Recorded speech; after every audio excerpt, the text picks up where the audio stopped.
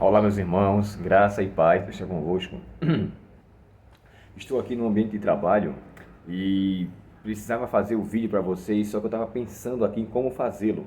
O título da lição, irmãos, é um título bem estranho, né? É um título que parece ser uma frase ou uma antifrase. O teísta cético. Bem, se o teísta é aquele que crê em Deus, que acredita em sua existência, que acredita, perdão, não em sua existência, acredita nele, em sua essência, né? Quando eu falo assim, em sua existência, é como se existisse um momento que Deus não existisse, né? Deus não existe, ele é. Por isso que ele fala, eu sou o que sou. O fato de dizermos assim, Deus existe, dá-se um parecer de que houve algum momento em que ele não existisse. Dá essa conotação. Eu prefiro dizer que Deus é. E ele sempre existiu, desde sempre e sempre e sempre. Aqui o título fala o teísta cético. E aí você pensa assim, ele era um teísta ou era um cético? Mas aqui o autor colocou as duas junções, de maneira que, através da mentalidade humana, ele crê em Deus, mas tem alguns argumentos, alguns questionamentos, não sobre a existência de Deus, mas sobre a pessoa de Deus, mas sobre a maneira como ele lidar com certas coisas. E logo no começo aqui do Salmo 73, ele fala assim, ó, tive inveja dos orgulhosos, verso 3, quando os vi prosperar, apesar de sua perversidade. Verso 7, seus olhos cobiçam sempre mais, e o coração vive cheio de más intenções. Verso 16, olha só que coisa interessante. Tentei compreender por que eles prosperam. Que tarefa difícil. Então, entrei em teu santuário, ó Deus, e por fim entendi o destino deles. Aqui você nota que o salmista tem alguns questionamentos. Mas, irmãos, olha, nós, por mais que seja incompreensível a nossa mentalidade, nós cremos na pessoa de Deus. Logo, o que ele executa, o que ele permite, não deve diferir com a sua originalidade. E o que é que eu estou querendo dizer com isso? Uma pessoa cética e um, é, um teísta cético, a pessoa acredita em Deus, mas tem dificuldades com situações que acontecem.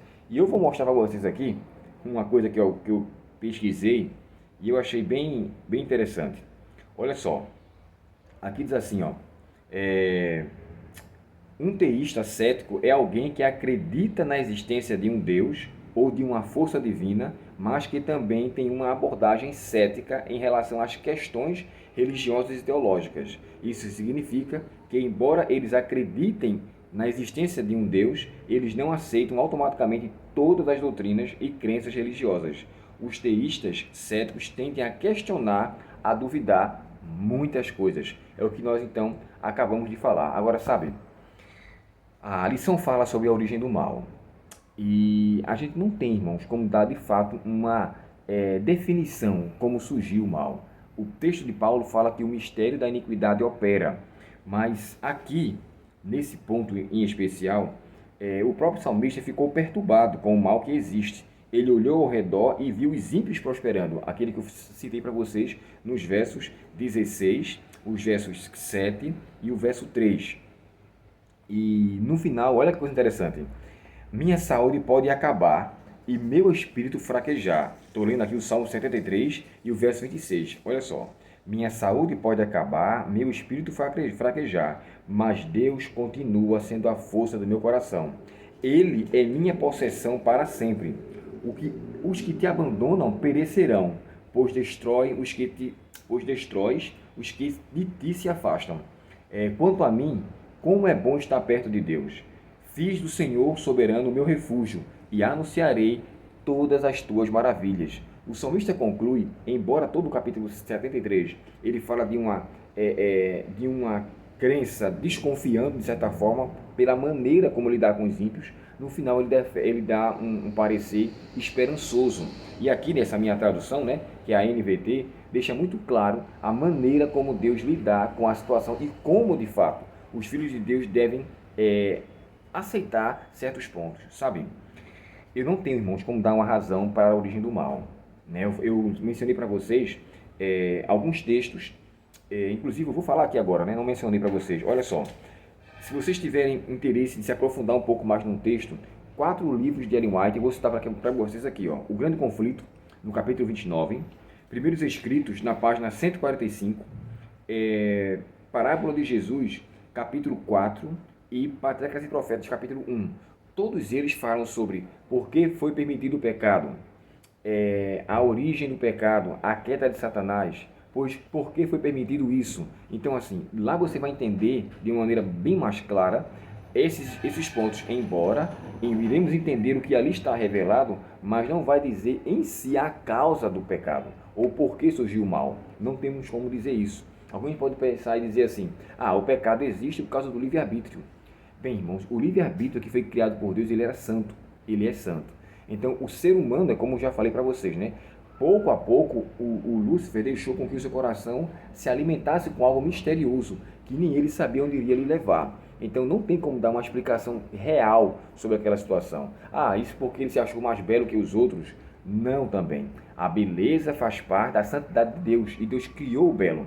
Tudo o que vem a ser em relação à sua origem ou dar alguma definição, nós não temos com clareza algo que possa ser concreto.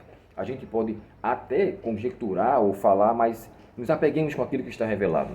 Se Deus fala que o mistério da iniquidade opera, então deixemos isso com Deus. Nos apeguemos ao que está revelado através do plano da redenção. E ao nos apegar ao plano da redenção, possamos estar com mais esperança, seguros, confiantes de que Deus, com certeza, irá nos conceder a dádiva maior, que é a recompensa por trás de todo o mal que existe hoje. Não temos uma definição por completo para dar em relação a isso. Qualquer coisa que viemos a dar é simplesmente uma mera possibilidade, mas não é exatidão. Mas independente, irmãos, de sabermos ou não, devemos ter a convicção, como o salmista termina aqui, Fiz do Senhor soberano o meu refúgio e anunciarei todas as suas maravilhas. Nos apeguemos ao que ele deixou revelado e levemos aos outros essa esperança salvífica do plano da redenção.